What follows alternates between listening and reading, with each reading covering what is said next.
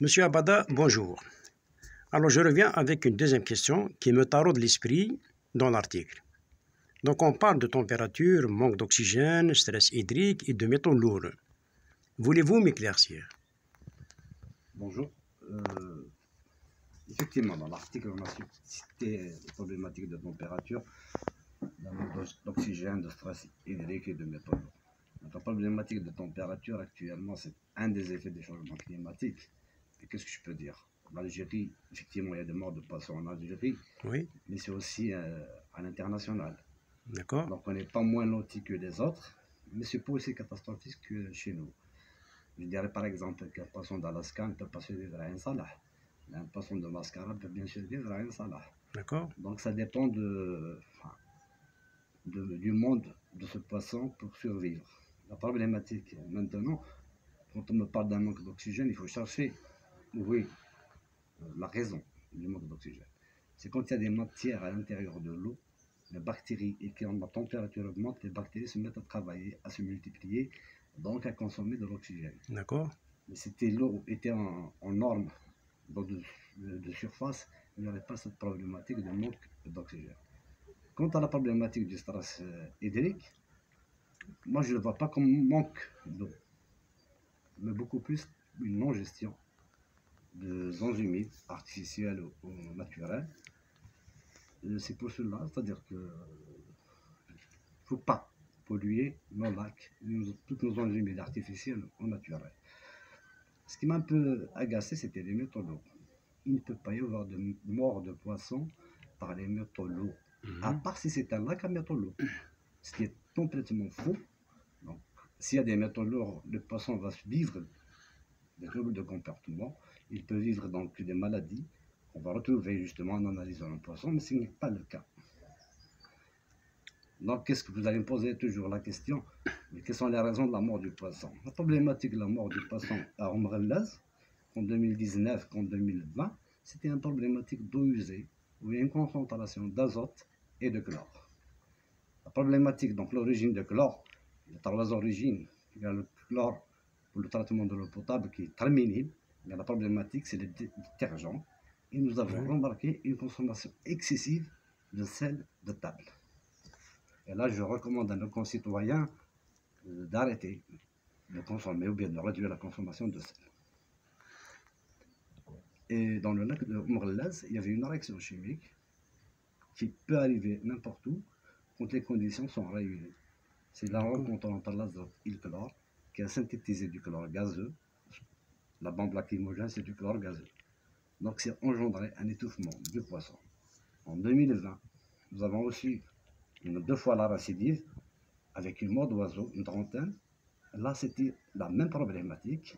Les oiseaux se trouvaient au mauvais lieu, au mauvais moment. Au mauvais moment. Et c'est pour ça qu'ils sont morts. On a 30 oiseaux. Donc, pour maintenant régler la problématique, il faut éviter les eaux usées déversées dans le lac et régler cette problématique. Donc une station d'épuration est en cours. Est-ce vraiment la solution? Là, j'en doute un peu sur la problématique. Il y a ce qu'on appelle des spécificités, surtout du nord-africain que je connais très bien. Oui. C'est que la conception de la station d'épuration risque de ne pas être la solution, peut-être encore d'empirer le problème. Ça, c'est une trouvaille scientifique de 2013-2014 que j'ai partagée avec un professeur de l'école polytechnique de l'Arrache, professeur Naqib. Malheureusement, on n'est pas allé plus loin en termes de communication parce qu'on était sur deux axes totalement différents. Maintenant, est-ce qu'il faut faire un additif par rapport à ce qui est réalisé et éviter cette catastrophe? Je souhaite qu'il ne va pas compliquer encore la situation du lac. Et donc concrètement, quelles sont les solutions adaptables, quoi? La solution, bon, il faut passer à autre chose maintenant. Il faut passer à la gestion intégrale des lacs, donc créer de l'activité économique, créer des activités touristiques. Il y a beaucoup d'activités qu'on peut créer autour du lac, mais le gérer d'une manière intégrée. Comme toute problématique. De toute façon, nous avons adopté une solution. On parle d'une démarche territoriale. La première unité territoriale constitutionnellement reconnue, c'est la commune. Donc il y a un travail à faire à l'échelle d'une commune ou intercommunale, tout dépend de certaines conditions bien sûr, et aussi occuper un espace, et l'espace c'est le bassin versant de ces communes, travailler les influences de l'une de l'autre, ainsi de suite, à régler cette problématique de pollution de l'eau, des déchets ménagers, créer de l'activité économique. Quand on me parle de sauvegarder la biodiversité, c'est bien, mais la biodiversité, elle a besoin de maintenir ses habitats, elle a besoin de l'eau pour boire, elle a besoin de sa nourriture. Donc ce n'est pas juste que des mots. La deuxième, vous allez me dire comment financer tout ça. Oui, oui. La problématique, il est facile, donc ce n'est pas un problème de stratégie, ce n'est pas un problème de technologie. Donc il y a une maîtrise technologique par rapport à tout ça. En termes de financement, je parlais par exemple, si je prends les déchets en Algérie, on a 6 milliards de matières qu'on jette, 6 milliards de dollars. Il y a 5 milliards de dollars d'impact sur la santé publique. Il y a 3 à 4 milliards qui sont consacrés pour la gestion des déchets. En tout, pour tout, en valeur absolue, ça nous fait 25 milliards de dollars. On peut bien mettre l'Algérie sur le taureau du développement, et surtout du développement durable, qui est une valeur ancestrale.